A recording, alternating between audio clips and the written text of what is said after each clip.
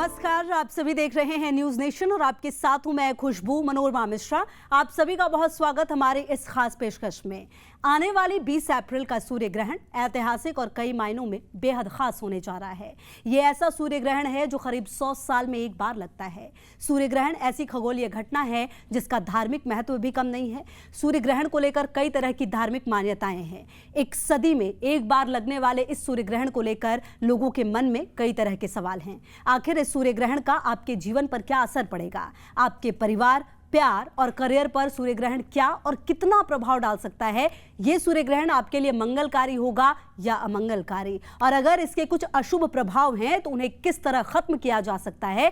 इन पर बात करने के लिए हमारे साथ देश के जाने माने ज्योतिषाचार्यों का पैनल मौजूद है। हम इनसे भी बात करेंगे, लेकिन सबसे पहले आप देखिए खास रिपोर्ट। धार्मिक और पौराणिक मान्यताओं के मुताबिक किसी भी ग्रहण का व्यक्ति के जीवन पर एक अहम प्रभाव पड़ता है।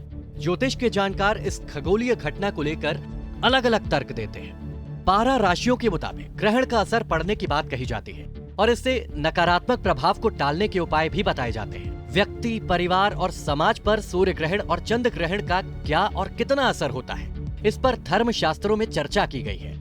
एक व्यक्ति के दूसरे व्यक्ति के साथ संबंध कैसे होंगे, ज्योतिष के मुताबिक इस पर भी ग्रहण का असर होता है। ज्योतिष बताता है कि ग्रहण की वजह से ग्रहों की स्थिति बदल जाती है और इसका असर व्यक्ति के करियर से लेकर कारोबार और दाम्पत्य जीवन पर भी पड़ता है।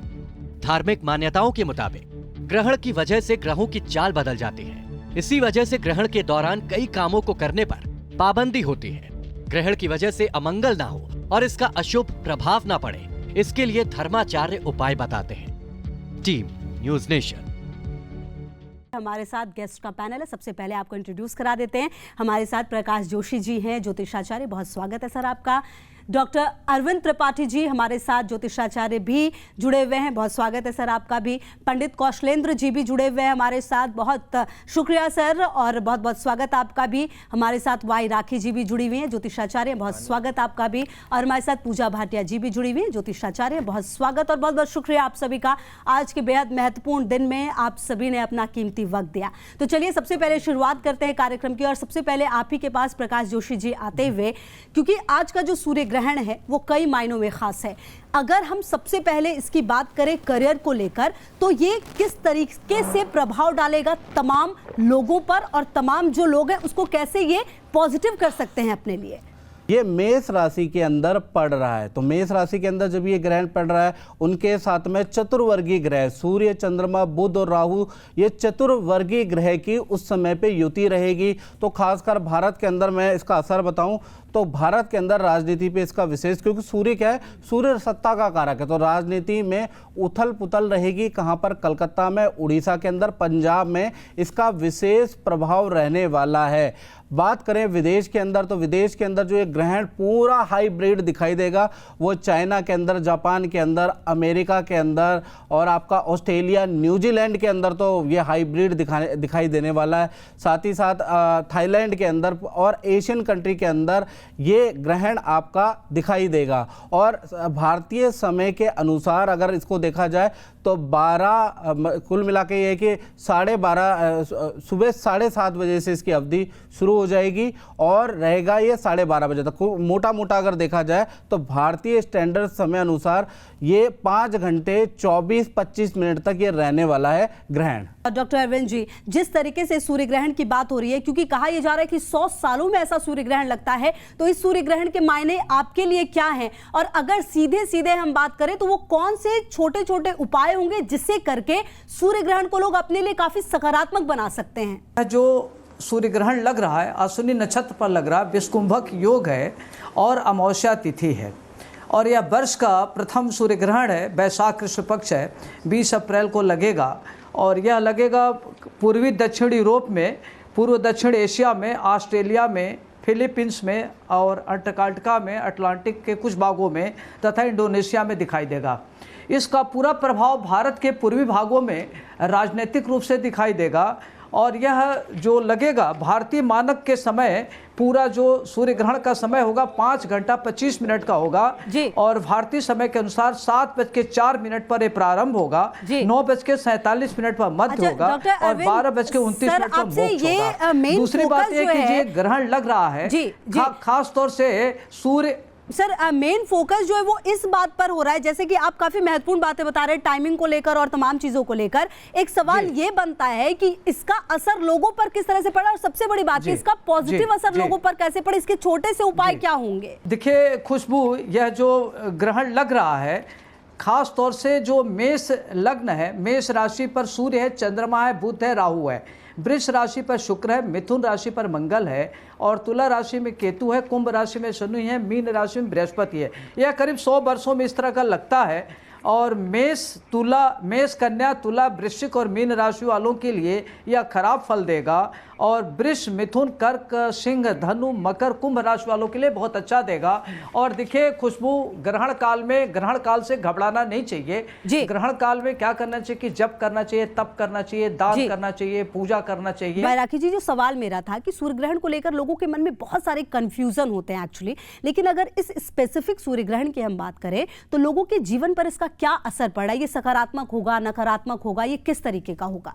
देखिए, बिलीव इन कर्मा, आप अपने कर्मों पर विश्वास करिए, लेकिन ग्रहण जब भी पड़ता है तो वो कभी पॉजिटिव नहीं हो सकता है। इस बात को आपको समझना पड़ेगा, चाहे आम आदमी हो, चाहे ज्योतिष हो और चाहे राजनेता अभिनेता हो। लेकिन एक बात बिल्कुल पक्की है कि अगर ग्रहण पर कुछ उपाय किए जाएं तो नकारात्मकता से बचा भी जा सकता है। तो ग्रहण का असर सीधी तरह से आप पर, मुझ पर, 12 राशियों पर, नेताओं पर, अभिनेताओं पर, देश पर, दुनिया पे, पशु पक्षियों पर, धरती पर, हर किसी पर पड़ेगा, कोई भी अछूता नहीं रहेगा। लेकिन हाँ, जैसा कि आप बार बार पूछ रहे हैं उपाय, तो पूजा पाठ कीजिए, अच्छे कर्म कीजिए, ग्रहण के टाइम पे खाइए मत, आप भगवान का नाम जरूर लीजिए, दान पर विश्वास रखिए, हवन पे विश्वास रखिए, गंगा स्नान कीजिए, माता पिता के सानिध्य में रहिए, बाहर मत निकलिए, गर्भवती हैं तो भी अपना विशेषकर ध्यान रखिए। वैसे बात हम लगातार असर की बात करें, चाहे वो करियर पर होता है, जीवन पर होता है, तो मुझे ये जानना है कि जो हमारे दर्शक हैं, जिस तरह से लोग पूजा पाठ तो करेंगे, असर सूर्य ग्रहण का वैवाहिक जीवन पर किस तरह से पड़ेगा? ये सूर्य ग्रहण कितना महत्वपूर्ण होगा लोगों के वैवाहिक जीवन पर और जो आपसी संबंध होंगे उस पर?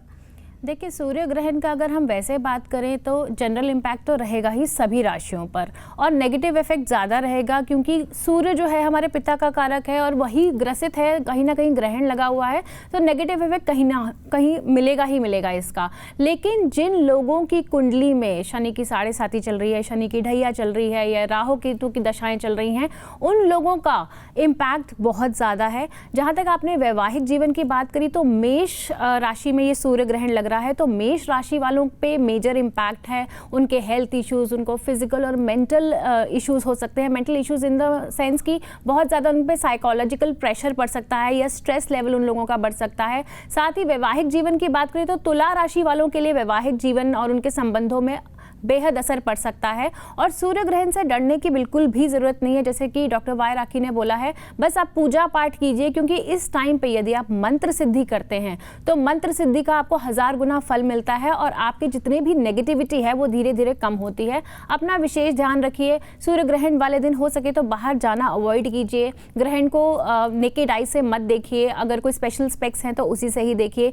गर्भवती महिलाएं जो है वो अपना विशेष ध्यान रखें इस दौरान। हो सके तो सोए और खाने में अगर आपका खाने की सामग्री बनी हुई है तो उसमें तुलसी का पत्ता अवश्य डाल के रखें, इससे नेगेटिविटी धीरे धीरे कम हो जाएगी। पंडित कौशलेंद्र जी भी लगातार हमारे साथ जुड़े हुए हैं। पंडित कौशलेंद्र जी, ये सूर्य ग्रहण अपने आप में बेहद खास है। कहा जा रहा है कि ये 100 सालों में ऐसा सूर्य ग्रहण लगा है। आप किस तरीके से सूर्य ग्रहण को देख रहे हैं और सबसे बड़ी बात ये कि दर्शकों तक इसके सिर्फ पॉजिटिव इंपैक्ट हो, ये कैसे होगा? लोगों के जीवन पर ये सूर्य ग्रहण किस तरीके से असर डालेगा? अभी जैसा कि अरविंद जी बता रहे थे, महत्वपूर्ण है कि मेष राशि में अश्विनी नक्षत्र में यह ग्रहण हो रहा है, तो स्पष्ट सी बात है कि मेष राशि और मेष राशि से जुड़े हुए जितने लोग हैं निश्चित रूप से उनको, अच्छा अब यह बात एक प्रश्न होता है कि प्रभाव या दुष्प्रभावित कैसे करते हैं।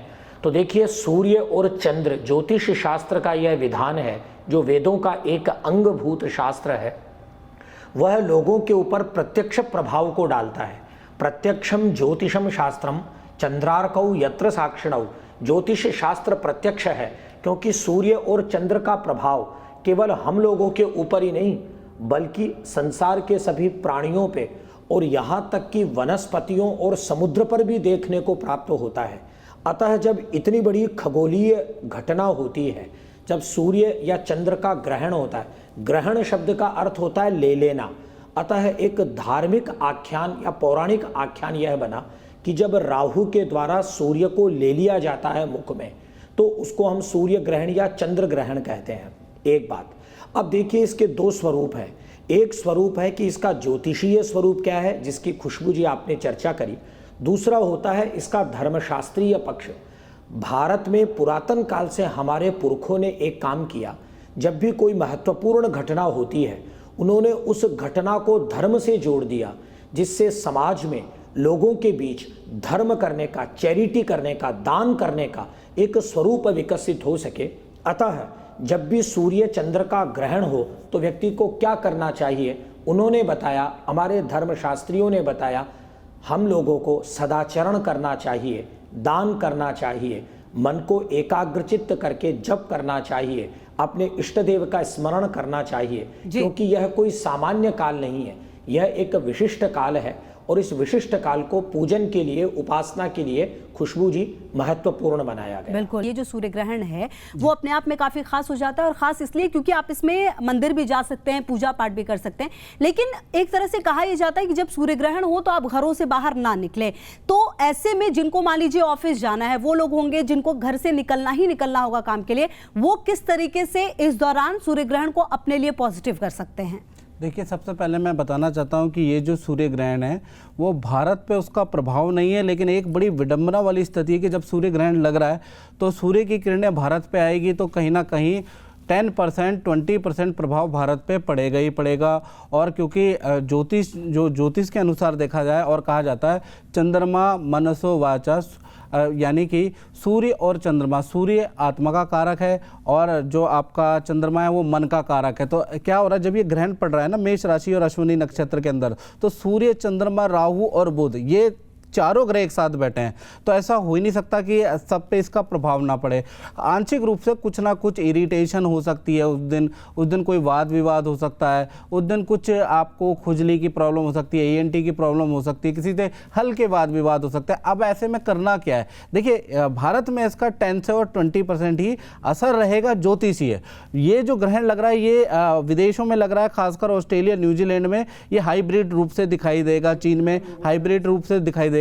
तो आपको क्या करना है, आप क्या करें, अगर आप सुबह सुबह अगर मंत्र का जाप कर लें, सूर्य का मंत्र का जाप कर लें, ओम ह्राम ह्रीम रोम सा सूर्याय नमः, ये मंत्र का अगर आप जाप करें, या ओम प्रभाकराय विद्महे महातेजाय धीमहि तन्नो सूर्य प्रचोदयात्, इस मंत्र का जाप कर लें। यह सूर्य भगवान को आप जल भी दे सकते हैं, तांबे के लोटे के अंदर जल डाल के उसके अंदर काले तेल और थोड़ा सिंदूर डाल के सूर्य भगवान को अगर आप जल देंगे तो अच्छा रहेगा। और दूसरी चीज, जो भी ये ग्रहण होते हैं ना, ग्रहण का मतलब क्या होता है, ग्रहण करना, जैसा कि कौशलेंद्र जी ने भी बताया, आप उस अवधि में, चाहे आपको ऑफिस में 5 मिनट मिले, चाहे घर में आपको 5 मिनट मिले, ग्रहण काल में मनन करें कि आपने क्या क्या जिंदगी में गलतियां की हैं, क्या क्या निर्णय गलत रहे हैं, कहाँ मैं गलत हूँ, कहाँ पे मैं सही हूँ। ग्रहण का मतलब अपना मनन और चिंतन करना। ऋषियों ने बताया कि मनन और चिंतन करें और अपने आप को सुधारें, तो इसको कहा है। और आप जाप कर सकते हैं घर के अंदर, अगर आप कुछ भी नहीं कर सकते तो एटलीस्ट आप गंगा जल तो छिड़क ही सकते हैं ना घर के अंदर। और आप जो पानी पिएंगे ऑफिस के अंदर, वो तुलसी डाल के आप पानी कॉफ़ी पी सकते हैं। अगर इतना भी आप कहेंगे तो जो 10% जो उम्मीद नज़र आ रही है, क्योंकि सूर्य यहाँ भी दिख रहा है और उसका प्रकाश तो हर जगह रहेगा, तो ऐसा तो पॉसिबल ही नहीं है कि अमेरिका में प्रकाश आ रहा है, यहाँ नहीं आ रहा है, यहाँ भी प्रकाश आ रहा है। और अलग बात है कि यहाँ ग्रहण नहीं लग रहा है, लेकिन प्रकाश तो आ रहा है, तो इसलिए यहाँ पर भी 20% प्रभाव रहेगा, उसके आपको परहेज जरूर करने हैं। तो मेरा सवाल ये कि ये सूर्य ग्रहण हमारी सेहत को किस तरीके से इफेक्ट करेगा? तो सूर्य, चंद्रमा, बुध और राहु एक साथ बैठा हुआ है। जब सूर्य राहु होता है तो इसमें संक्रमण नामक बीमारी फैलती है। तो अभी ये जो कालखंड है इसमें थोड़ा सा विशेष रूप से केयरफुल रहने की ज़रूरत है। और ख़ास तौर से जो मेष, वृष, कर्क और जो कन्या राशि वाले लोग हैं, जहाँ जैसे सूर्य है, चंद्रमा है, बुध है, राहु है, तो इनको पर इफेक्ट पड़ेगा। और अभी प्रकाश जोशी ने बहुत अच्छी बात कही कि यह सूर्य एक ही है और अपने भारतीय जो समय है उसमें 7 4 मिनट से लेकर के 12:29 तक रहेगा, तो उसका प्रकाश भारत में भी दृश्य होगा। तो निश्चित रूप से भारत में तो दृश्य नहीं है, लेकिन उसका प्रभाव कुछ न कुछ पड़ेगा। तो इसमें बहुत ही केयरफुल रहना चाहिए, मंत्रों का जाप करना चाहिए, जप करना चाहिए, तप करना चाहिए, और अपने राशि के हिसाब से अगर व्यक्ति दान करे तो बहुत अच्छा रहेगा। चूँकि सूर्य प्रकृति का आत्मा है, तो सूर्य का मंत्र का जप करना बहुत ही अच्छा रहेगा। जैसे ओम घृणे सूर्याय नमः, ओम ह्राम ह्रीम ह्रौम सूर्याय नमः। और इसमें अगर गायत्री मंत्र की उपासना किया जाए तो बहुत ही फलीभूत होता है। ओम भूर्भुवः स्वः तत्सवितुर्वरेण्यं भर्गो देवस्य धीमहि धियो यो न प्रचोदयात्। इस तरीके से अगर मंत्र का जप करा जाए तो हमारे स्वास्थ्य पर असर पड़ेगा, अच्छा मतलब प्रभावशाली रहेगा, जिससे हमारा स्वास्थ्य खराब होने से बचेगा, हमारे अंदर जो इम्यूनिटी है वो बढ़ेगी। दूसरी बात को ध्यान रखना कि जो खास तौर से तुला राशि के लोग हैं उनको अपनी मैरिटल लाइफ को लेकर के सावधान रहना चाहिए, और जो मीन राशि के लोग हैं उनके लिए भी थोड़ा सा बेवजह खर्चे बढ़ेंगे, उस पर ध्यान रखना है, और अपने हेल्थ वेल्थ को लेकर के सचेत रहने की ज़रूरत है जी। तो इसमें एक तो आप गेहूं दान कर सकते हैं, चना दान कर सकते हैं, तांबा दान कर सकते हैं, और ख़ास तौर से तिल है, गेहूं है, अगर आप दान करें तो बहुत अच्छा रहेगा। और जिनकी भी कुंडली में सूर्य के साथ केतु है, या सूर्य के साथ राहु है, या चंद्रमा के साथ केतु है, या चंद्रमा के साथ राहु है, तो सूर्य के मंत्रों का जाप करें, वो अच्छा रहेगा। और पूरे ग्रहण काल में वो क्या करे कि सूर्य की उपासना करे, उसके लिए अच्छा रहेगा। और जो घर में नमक का पोछा लगावे, गंगा जल छिड़के, नमक का पोछा लगाए और सूर्य की उपासना, ये बेहद महत्वपूर्ण बातें हैं। और देखिए कहीं ना कहीं दर्शक इसी तरह के उपाय चाहते हैं कि छोटी छोटी चीजें उन्हें पता चले, जिससे कि वो तमाम चीजों को अपने लिए पॉजिटिव कर पाए। ग्रहण है मतलब कि कहीं ना कहीं कुछ चीजें जिस पर कि वो सही नहीं हो सकता, उसे सही हम बनाते हैं। ऐसे में छोटी छोटी बातें तो कही जा रही हैं। स्नान का कितना महत्व हो जाएगा इस सूर्य ग्रहण में? देखिए वैसे तो हम गंगा जी यमुना जी जाके स्नान करते हैं। मैं आपको एक बात बताती हूँ आपके दर्शकों को, जिससे सुनकर बहुत खुशी होगी उन्हें, कि हमारे घर की नलके की टूटी में जो सब पानी आता है ना, वो भी गंगा तुल्य हो जाता है, इतना पवित्र हो जाता है कि आपको स्नान कभी भी करना है तो ग्रहण से पहले भी करना है और ग्रहण के बाद भी करना है। अब बहुत सारी महिलाएं बृहस्पतिवार का दिन है तो वो व्रत रखती हैं बृहस्पतिवार के, और केले के पेड़ की पूजा करती हैं, तो सर नहीं धोते।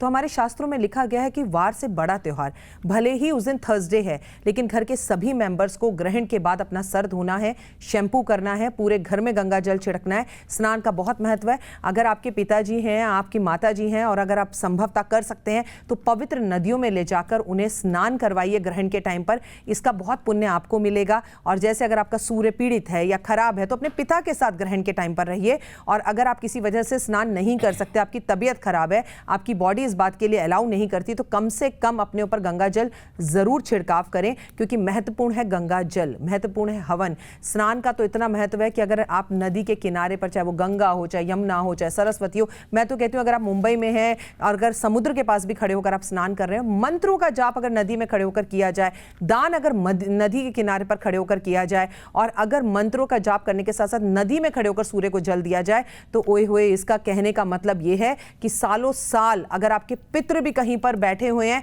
ऐसी जगह पर जब वो नरक भोग रहे हैं, तो उनकी भी तृप्ति हो जाती है और मुक्ति मिल जाती है। हमारे शास्त्र बहुत अच्छे हैं, इन्हें पढ़िए और समझिए।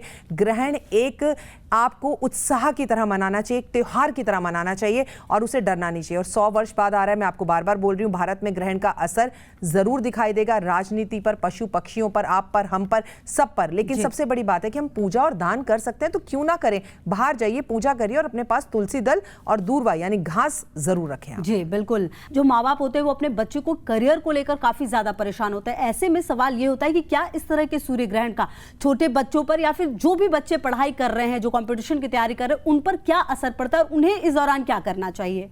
देखिए, ग्रहण का जिस तरह से बताया गया, जब सूर्य और चंद्रमा ग्रसित होते हैं तो चंद्रमा मनसो जातक, तो कहीं ना कहीं माइंड इम्पैक्ट होता है, स्ट्रेस होता है, टेंशन होती है, इरिटेशन लेवल हाई हो जाता है, मूड स्विंग्स होते हैं। तो ऐसे में बच्चों का हो सकता है पढ़ाई पे कुछ टाइम के लिए फोकस ना रहे।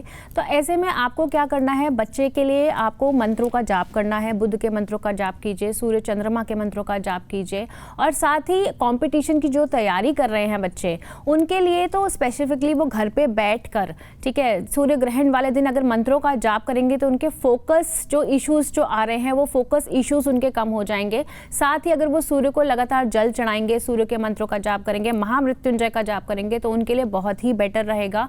और प्रोफेशन की यदि मैं बात कर रही हूँ तो प्रोफेशन के पॉइंट ऑफ व्यू से जैसे मेष राशि में ये लग रहा है ग्रहण, तो प्रोफेशनली कहीं ना कहीं लोगों के काम अटकेंगे। तो ऐसे में जितने भी जैसे मिथुन राशि वाले हैं उनके 11वें भाव में ये ग्रहण लग रहा है तो उनका हो सकता है अपने सीनियर्स के साथ इशू हो सकता है, बॉसेस के साथ इशू हो सकता है, हायर मैनेजमेंट के साथ इशू हो सकता है। तो इस टाइम पे अपनी वाणी पर संयम रखें, कंट्रोल रखें और बिना बात के किसी भी तरह के वाद विवाद में ना पड़े। अगर मन अशांत है तो थोड़ी देर के लिए माइंड शांत करके मुंह पे चुप्पी लगा के बस मंत्रों का जाप करते रहिए। देखिए कितनी महत्वपूर्ण बात है कि अगर दिमाग आपका अशांत है तो अपने मुंह को भी विराम दीजिए और थोड़ा सा ये आपको सही करेगा इस दौरान। पंडित कौशलेंद्र जी भी लगातार हमारे साथ जुड़े हुए। कौशलेंद्र जी, सवाल एक अहम ये हो जाता है क्योंकि अब इस प्रोग्राम के आखिरी पड़ाव की तरफ हैं, तो सूर्य ग्रहण जिसकी बात लगातार हो रही है, कहीं ना कहीं ये तमाम लोगों पर पॉजिटिव, ये छोटे छोटे उपाय तो आपने बताए, कैसे लोग इसको अपने लिए फ्रूटफुल बना सकते हैं वो भी बताइए। शास्त्रों में ऐसा आया है कि ग्रहण देखने पर सभी वर्णों के स्त्री पुरुष लोग अपवित्र हो जाते हैं, अतः ग्रहण के तुरंत उपरांत स्नान करना चाहिए। एक श्लोक हमारे यहाँ बहुत प्रसिद्ध है, सर्वं गंगा समम तीर्थम सर्वे व्यास समाह द्विजाः सर्वं मेरु समम दानम ग्रहणे सूर्य चंद्रयोः।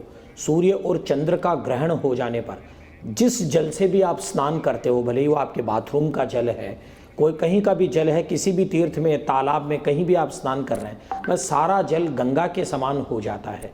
जिनको भी आप ब्राह्मणों को दान दे रहे हैं वे सारे ब्राह्मण वेदव्यास के समान हो जाते हैं। वह आप जो भी दान दे रहे हैं, भले ही एक कण दे रहे हैं या मण भर दे रहे हैं, बस सारा दान मेरु पर्वत के समान होता है। यह केवल ग्रहण काल के उपरांत ही संभव है। अतः दो चीज़ें बहुत महत्वपूर्ण है, स्नान और दान। जो अपना कल्याण चाहता हो वह इस समय का उपयोग करे और ग्रहण के उपरांत स्नान करे, ग्रहणोपरांत दान करे। एक बात महत्वपूर्ण है, हमारे यहाँ याज्ञवल्क्य स्मृति में रात्रि स्नान का निषेध है, लेकिन देखिए कितनी बड़ी बात कही है। ग्रहण यदि रात्रि में शुद्ध हो रहे हो तो भी स्नान करें। किसी के घर में बालक के जन्म लेने से जनना शौच है, किसी के घर में मृत्यु हो गई हो और उनके घर में सूतक है, आशौच है, वे भी अपनी बुद्धि के लिए, कल्याण के लिए ग्रहण काल के उपरांत स्नान करें। कई लोग ऐसे होंगे जो उस वक्त में अपने कर्म स्थल पे होंगे, कई ऐसे होंगे जिनके लिए वो पॉसिबल नहीं होगा, तो उनके लिए क्या चीज़ है जो वो कर सकते हैं, चाहे आप दान की बात करें या स्नान की बात करें? तो ऐसे में आप क्या करें, आप अपनी डेस्क पे सूर्य महाराज को प्रणाम तो कर सकते हैं। कहते हैं ना, श्रद्धाया माप्यते शक्ति। अगर आपके अंदर श्रद्धा है, वेदों का सार है, तो आपके अंदर शक्ति और एनर्जी बनेगी ही बनेगी। चाहे पत्थर पे आप श्रद्धा रखते हैं, चाहे चांद तारे पे आपकी श्रद्धा हो। आपकी श्रद्धा अगर जल में होती है तो वो चरणामृत बन जाता है, तो कहीं ना कहीं आपकी श्रद्धा भोजन में होती है तो प्रसाद बन जाता है। तो इसी प्रकार से अगर आप श्रद्धा रखते हैं और भगवान सूर्यदेव, चंद्रदेव, जिस भी इष्ट देवता को आप मानते हैं, उनसे ये प्रार्थना करते हैं कि मैं कुछ नहीं कर पा रहा, प्रभु बस मेरा नमस्कार स्वीकार कीजिएगा और मैं यही कर सकता हूँ। अगर आप इतना भी कर लेंगे ना श्रद्धा पूर्वक, तो वो भी स्वीकार हो जाएगा आपका। देखिए, सूर्य ग्रहण जरूर है, लेकिन जो बातें कही गई हैं उसका आप ख्याल रखिए तो ये सूर्य ग्रहण आपके लिए अच्छा ही साबित होगा। आप सभी का दिन शुभ हो, इसी उम्मीद के साथ दीजिए इजाजत। देखते रहिए न्यूज़ नेशन। नमस्कार।